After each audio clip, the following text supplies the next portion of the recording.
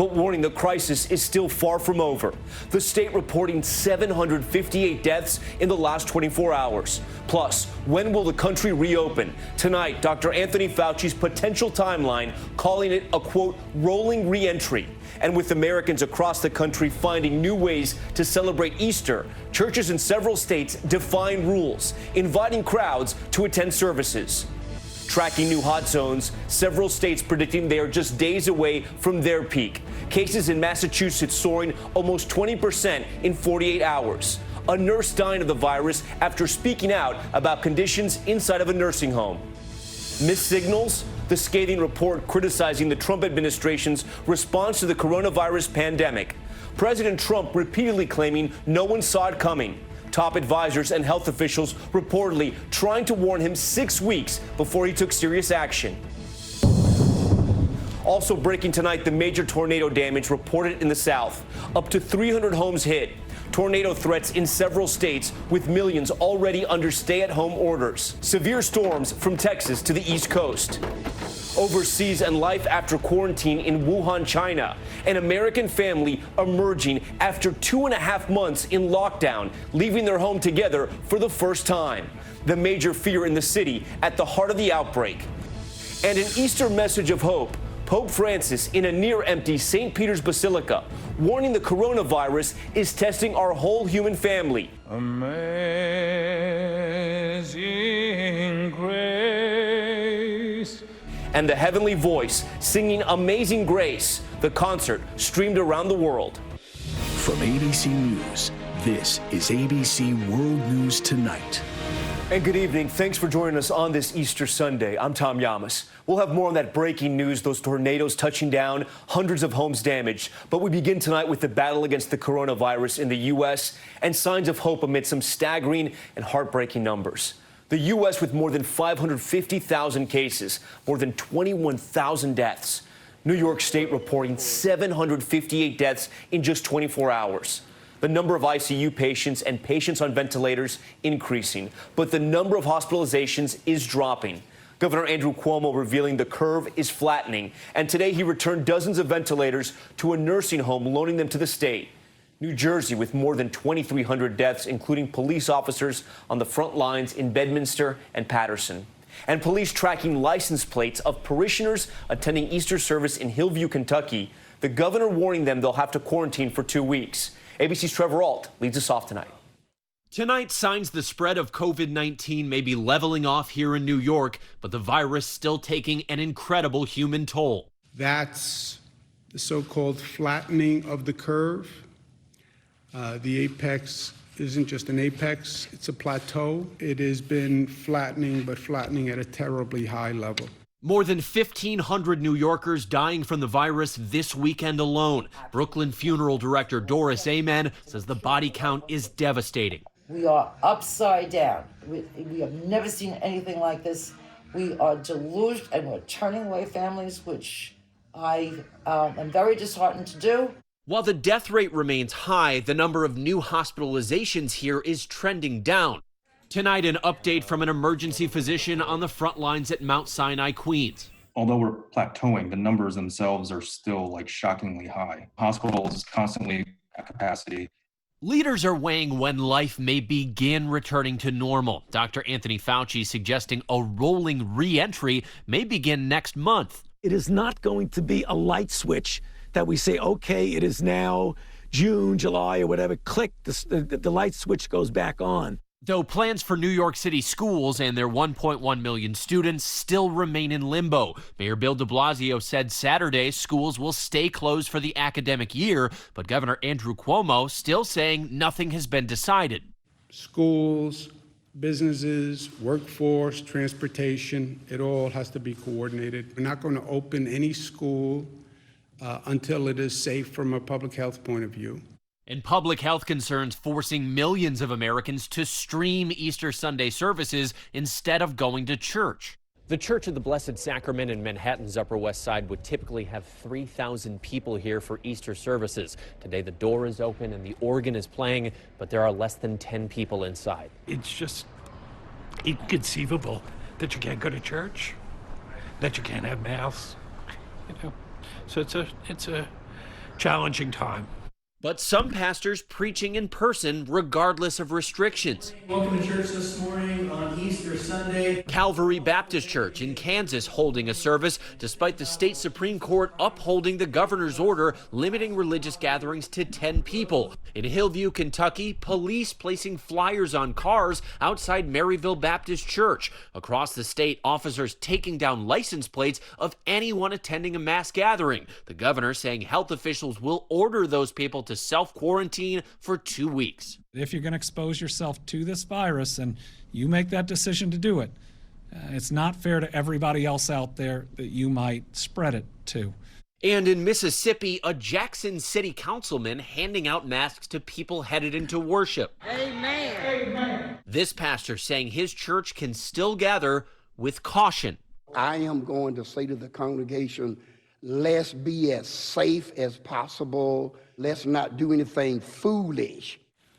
And Trevor Ault joins us now from outside St. Patrick's Cathedral in Manhattan. And Trevor, as several states issued orders to try to prevent large group gatherings ahead of Easter Sunday, tonight the Department of Justice saying it may take action. Well, that's right, Tom. Several lawsuits have been filed against state and local governments by churches who claim these gathering bans aren't being enforced equally, and they're singling out church services. One Mississippi church even said the police threatened to fine them for operating drive-through service when liquor stores were still operating drive-throughs. A Department of Justice official says they're looking at several of these cases, and a spokesperson for the Attorney General says expect action this week. Tom? Trevor Ault from Midtown Manhattan for us. Trevor, thank you. As New York talks about flattening the curve, new hot zones are being tracked across the country. Several states, including Massachusetts and Pennsylvania, now bracing for their peaks, which could be days or weeks away. Here's ABC's chief national correspondent, Matt Gutman. Tonight, the virus on the attack. Several states predicting they are just days away from their peak. In Massachusetts, the number of confirmed cases soaring by 21% in just 48 hours. 59-year-old nurse Maria Cryer quit her job at this life care center in Massachusetts earlier this month, saying management had no experience with the infectious disease, telling our affiliate WCVB in Boston, "There was no initiative to protect the workers and the patients." And on Friday, Cryer died after contracting COVID-19. And now more than 70 staff and residents have been infected. 10 residents have died. The center now asking all staff to be tested, saying in a statement, "We are deeply saddened by the passing of one of our associates," adding, "Our nurses and frontline workers are the heroes in the fight against this unprecedented outbreak." In Pennsylvania, the governor predicting a surge this week after more than 2,800 new cases were reported this weekend. If we begin to slip in our efforts to distance ourselves socially, we could very easily see explosive growth rates. And Texas showing a surge, though it has only tested about 1 in every 300 people. In California, multiple studies testing for antibodies, those proteins in the blood that show a body has been exposed to the virus. But the FDA is concerned about accuracy and reliability of some tests. At this Southern California fire station, one of the state's first rounds of antibody testing, 50 frontline workers getting tested, but there is still much unknown about the tests and the results. Your antibodies right now, you just want to see, did you have the infection? Did you have an exposure? And you could be just walking around and you have no idea that you have the disease. And Tom, since testing for the virus has been so scattershot nationwide, a new NIH study is going to look for the antibodies, and it could tell us how many people in the country have been infected, how many of them went undetected, how fast this is spreading, and how deadly it might really be. Tom. That testing's so important. All right, Matt Gutman for us. Next tonight, the blistering report accusing the White House of missing crucial signals as the coronavirus outbreak was spreading across the U.S. Here's ABC's Rachel Scott from Washington. Tonight, the White House's leading infectious disease expert admits government inaction cost American lives. Obviously, you could logically say that if you had a process that was ongoing and you started mitigation earlier, you could have saved lives. Obviously, no one is going to deny that. But what goes into those kinds of decisions is complicated. The New York Times reports in a February 21st coronavirus task force meeting attended by Fauci and HHS Secretary Alex Azar, it was decided they would soon need to move toward aggressive social distancing. By this point, China had at least 75,000 cases and northern Italy was closing public spaces. But the president did not announce those measures for more than 3 weeks. During that time, the number of known U.S. coronavirus cases surging from 15 to over 4,000. Sources tell ABC News as far back as late November, U.S. intelligence officials warned of a crisis. Over the next month, briefings included the National Security Council at the White House. By early January, the contagion sweeping through China was in the president's security brief. The president saying he learned of the magnitude right before his decision on January 31st to limit travel with China. When did you first learn about the intelligence, and could you have acted on it then? Well, I learned when I learned about the gravity of it was sometime just prior to closing the country to China. The administration is pushing back against reports of missing early warning signs. The White House has responded to that New York Times report telling us the president took bold action to protect Americans. Tom? All right, Rachel, thank you. Now to breaking developments. Tornadoes striking the South tonight as millions are already sheltering at home. Let's get right to Victor Oquendo in Jackson, Mississippi. Tonight, sirens blaring across the South, an Easter Sunday severe weather outbreak underway. In Monroe, Louisiana, a tornado emergency. This neighborhood hit hard, terrified families surveying the damage. This is cold, man. Look, man. Monroe's mayor saying between 200 to 300 homes were damaged. The regional airport taking a direct hit, planes tossed like toys.